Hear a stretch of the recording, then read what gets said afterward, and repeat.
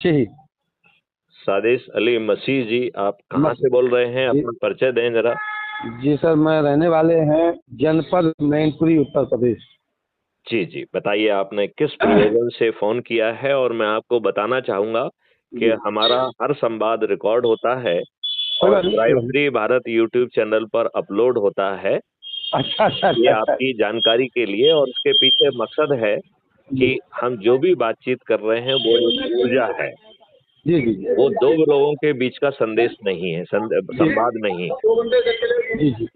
आपके पास बहुत आवाजें आ रही हैं, यदि आप हाँ, बात करना चाहते हैं तो थोड़ा सा दूर होइए, हट जिससे। गए हट गए हाँ हट गए। जी हाँ, जी। अभी भी आ रही है आवाज, थोड़ा सा और दूर होइए। अच्छा, थोड़ा, हाँ। जी जी, अब बताओ। आप बताइए। अभी आप कहाँ पर रहते हैं? दिल्ली में कहीं, कहाँ है?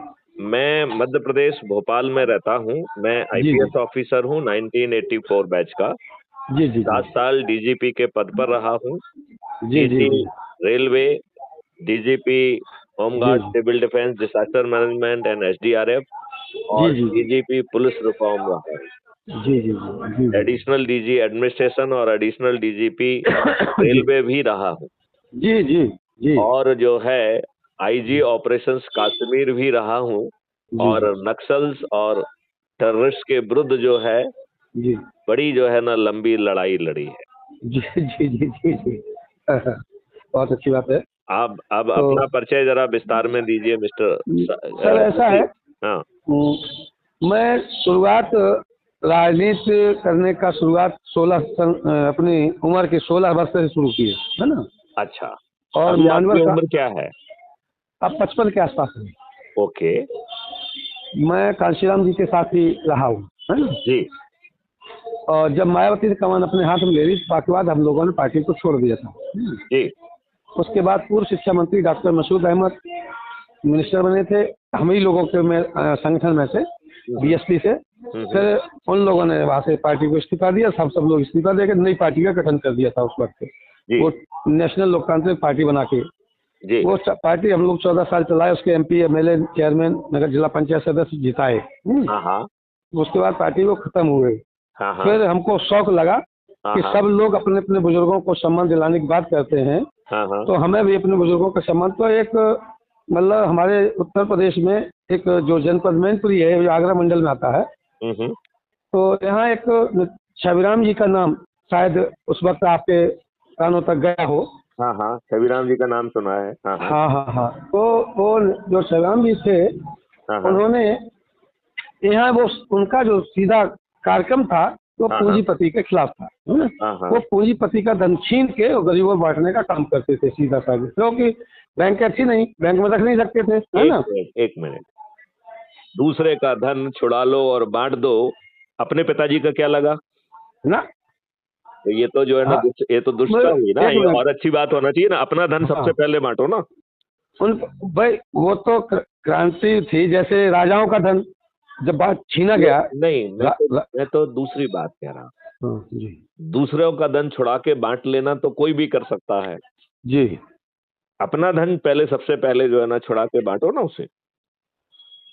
जो उनका अपना क्रियाकलाप रहा उस वक्त का दौर था, हम नहीं, लोग ये बात मैं कह रहा हूँ कि देखो, लोग जी बाग जो है जी दूसरे जी की जी। संपत्ति बांट के अपने आप को महान कहते हैं, हाँ हाँ और वो दुष्ट अपनी संपत्ति किसी को नहीं बांटते हैं, जी। तो फिर वो दुष्ट कहलाए ना। हाँ, नहीं, अगर वो तो उनके पास संपत्ति ही नहीं थी। ये बात मैं नहीं मानता हूँ। और 2 4 5 बीघा खेत कोई संपत्ति नहीं होती है ना? उसको भी छोड़ो ना। हाँ, वो तो उसको भी छूट ही छोड़ो। गया जब उनको पुलिस के घेरे में लिए रही, तो वो तो छूट ही गया अपने आप, वो तो वहां अच्छा, रह तो ही वो नहीं पाए। पुलिस ने उनकी कुटाई पिटाई करके उनको एकदम बराबर कर दिया। वो इनकाउंटर हो गया था उस वक्त। अरे देखो, साला इनकाउंटर ही कर दिया, अच्छा काम किया। हाँ। हाँ तो उसके बाद जो है, यहाँ जो है एक भरत गांधी जी हैं, हाँ हाँ है ना। हाँ हाँ इन्होंने कहा, देखा कि इस देश में ये भी पीसीएस की परीक्षा पास करने के बाद, है ना, हाँ हाँ। इन्होंने शादी नहीं की है, घर नहीं बनाए, हम्म आज तक कोई बैंक में खाता नहीं है। हम्म ये भी 2005 से इन्होंने प्रधानमंत्री डॉक्टर मनमोहन सिंह से हिसाब मांगा। पूछा, भाई प्रधानमंत्री जी बताएं, वोटर ने वोट दिया आपको, तो आपकी रेल फ्री, बस फ्री, हवाई जहाज फ्री, मरोगे तो कफन भी फ्री है, लेकिन जिसने कोई ने वोट दे के आपको यहाँ तक भेजा, उसको आपने क्या दिया?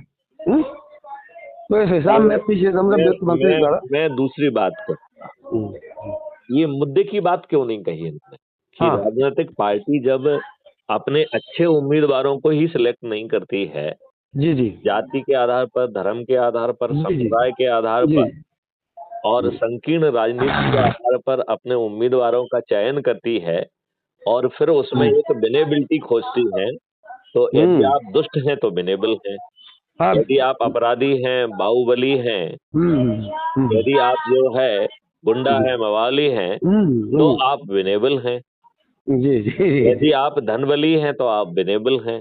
जी जी और फिर सभी राजनीतिक पार्टी जीतने के लिए हथकंडे अपनाती हैं, जी तो जी उसमें वो फ्रीबी बांटती हैं, दारू बांटती हैं, साड़ी बांटती हैं, पैसे बांटती हैं, मुर्गे बांटती हैं, जी जी जी और जिन गरीबों के वोट से वो एमएलए एमपी बनते हैं, ये जी दुष्ट जी उन्हें रिप्रेजेंट ही नहीं करते। नहीं करते जी ये पार्टी से बने हुए अत्यंत ही मजबूर प्राणी हैं। जी जी तो जो लोग जो है स्वयं अच्छे नहीं हैं, जी जी वो आपको अच्छा भारत कैसे देगा? नहीं कर सकते तो ये मूल मूल मुद्दे की बातें पूछो ना पहले तो, कि अच्छे नेता दो हमें। हाँ आप ये बताइए, इन दुष्ट राजनेताओं ने आपके ऊपर कौन सी प्रशासनिक व्यवस्था थोप के रखी है? जी आप मुझे बताइए कौन सी व्यवस्था थोप के रखी? तो ये इन्होंने भारत की संसद में एक प्रस्ताव दिया है ये सब बातें बंद करो, ये सब मूर्ख बनाने वाले बातें हैं। ये इनको यदि सत्ता मिल जाएगी तो ये दुष्ट सिर्फ दुष्ट ही करेंगे। क्यों? क्योंकि इनके पास कोई मॉडल ही नहीं है। मैथिली धर्म गुप्त तो कह रहे हैं कि 21 महालक्ष्य और 5 मौलिक अधिकार के मॉडल भी हैं, टेक्नोलॉजी भी है, और आपको जो है ना उसे जमीन पर उतारने के लिए कुछ करना नहीं है। ना आपको चंदा देना है, ना जुलूस निकालना है, ना धरना देना है, ना कलेक्टर, एसपी, मंत्री, मुख्यमंत्री, प्रधानमंत्री को कोई ज्ञापन देना है, ना कोई हस्ताक्षर अभियान चलाना है, ना कोर्ट कचहरी में ज्ञापन लगाना है, ना हाई कोर्ट, सुप्रीम कोर्ट में अश्विनी उपाध्याय जैसे कोई जो है ना पीआईएल लगाना है, ना ही जो है अन्ना हजारे जी जैसा जंतर मंतर पे धरना देना है, ना ही किसानों का जो है किसानों जैसा आपको जो है कोई रेल रोको या चक्का जाम नहीं करना है। और तो और छोड़ो, आपको अपनी सोच और चिंतन और क्रियाकलाप भी नहीं बदलना है। क्या आप अच्छे भारत का संकल्प ले सकते हो? और 4 सरल उपाय हम बता रहे हैं, यदि उसे कर देंगे तो आप 9 दिन में 100 करोड़ हो जाएंगे। ये सब चीजें अपने आप बिना किसी आंदोलन के जमीन पे उतर जाएंगी। और ये राजनेता जो आज हमारे वोट से जीते हैं, यही हमें अच्छा भारत देने के लिए विवश हो जाएंगे। और यदि ऐसा होता है तो हम इन्हें 240 से 500 पार कराते। और यदि वो ऐसा नहीं करते हैं तो हमारे 543 लोग जो सबसे अधिक लोगों को जोड़ेंगे, उन्हें चंद्रगुप्त कहा जाएगा और उन्हें सांसद का टिकट उनके घर पे पहुंच जाएगा। तो आप हमसे पूछेंगे कि भाई आप तो क्राइम फ्री भारत मिशन के राष्ट्रीय अध्यक्ष हैं, टिकट देने की शक्ति आप में कहां से आई? तो इसका जवाब है कि क्राइम फ्री भारत मिशन ने अपनी एक राजनीतिक पार्टी पैदा की है जो रजिस्टर्ड हो चुकी है, जिसका नाम है श्रेष्ठ आत्मनिर्भर भारत पार्टी। क्या नाम है? श्रेष्ठ आत्मनिर्भर भारत पार्टी। श्रेष्ठ का एस, आत्मनिर्भर का ए, भारत का बी, सबकी पार्टी, SAB की पार्टी, सबकी पार्टी। तो ये सबकी पार्टी जो है ये कोई राजनीति नहीं करेगी। ये केवल जो है चंद्रगुप्तों को टिकट बांटने के लिए, काय के लिए है? चंद्रगुप्तों को। और चंद्रगुप्त कौन होंगे? जो क्राइम फ्री भारत मिशन से 4 सरल उपायों के तहत अलग से अधिक लोगों को जोड़ेंगे। और 100 करोड़ लोग एक मैथमेटिकल मॉडल के तहत 10 लोगों को यदि प्रतिदिन हम अच्छे भारत का संकल्प दिला के जोड़ते हैं तो हम 9 दिन में 100 करोड़ हो जाएंगे। और हमें जीतने के ना तो हमें टिकट के लिए पैसा खर्च करना होगा, ना हमें कोई प्रचार करना होगा, ना हमें दारू बांटना होगी, साड़ी बांटना होगी, पैसे बांटना होंगे, और किसी के घर जाके हमें वोट भी नहीं मांगना होगा, और हमारा जीतना सुनिश्चित है। तो 543 के 543 लोग यदि 100 करोड़ लोग समर्थन में खड़े हैं तो आप बताइए उनका जीतना सुनिश्चित है कि नहीं? क्या कहना है तो आपका? मैंने ठीक है, आपने जो तैयारी किए है, हाँ, तो कभी कोई ऐसा दिल्ली आते हैं कि नहीं कभी? देखो दिल्ली तो मैं बहुत आता हूँ, लेकिन मैं ये देख रहा हूँ कि सभी राजनीतिक पार्टियां दुष्ट हैं, अपने लाभ के लिए जी रही हैं, उन्हें अच्छे भारत से कोई लेना देना नहीं है। हम्म, तो हम केवल उससे बात करना चाहते हैं जिसे अच्छा भारत चाहिए, क्योंकि हम जो है एक ऐसा भारत देने की स्थिति में हैं जहां आपको टैक्स नहीं देना होगा, जहां आपको कर्ज नहीं लेना होगा, क्योंकि हर भारतीय को एक कल्प वृक्ष अकाउंट मिल जाएगा और उसे 4 मौलिक अधिकार मिल जाएंगे। रोजगार का मौलिक अधिकार, शिक्षा का मौलिक अधिकार, स्वास्थ्य का मौलिक अधिकार, भोजन का मौलिक अधिकार और समृद्धि और खुशहाली का मौलिक अधिकार। और भारत रिसर्च एंड डेवलपमेंट की बिना पर विश्व गुरु बनेगा और ये दुष्ट लोगों को दंडित करेगा। अभी मेरे एक जो है सरफराज सिंह जी हैं वहां से मुमरा से, वो बहुत मेहनत कर रहे हैं लोगों को जोड़ने की। जी, तो उन्होंने कहा साहब हमारे यहाँ के मुसलमान कहते हैं कि मैथिली शरण गुप्त तो हिंदू हैं, वो तो काफिर हैं। तो जो लोग इतने दुष्ट हैं, जो संविधान को नहीं मानते हैं, ऐसे लोगों को सिटीजनशिप का राइट छुड़ा लिया जाएगा। ऐसे राजनेता यदि एक भी बात ऐसी करेंगे जो संविधान के विपरीत है, तो उनकी मेंबरशिप तो चली ही जाएगी। ओवैसी जैसा जो है ना, वो यहाँ पे नंगा नाच करेंगे, विष परोसेंगे, ऐसा नहीं होगा। अपराध तो होगा, ये अगर जेल में सड़ेंगे। ओवैसी जैसे अगर घटिया उनके आदमी जेल साथ में ऐसा हो सड़ेंगे। सकता है, हैं? तो मोदी जी के भी साथ ऐसा हो सकता है। जो भी दुष्टता करेगा हाँ, हाँ, वो जेल जाएगा, जो उसमें धर्म, किसी का नाम नहीं है। हाँ बिल्कुल, इसमें कोई दो और राय नहीं ये है। और इसके लिए नियम कानून बनाए जाए।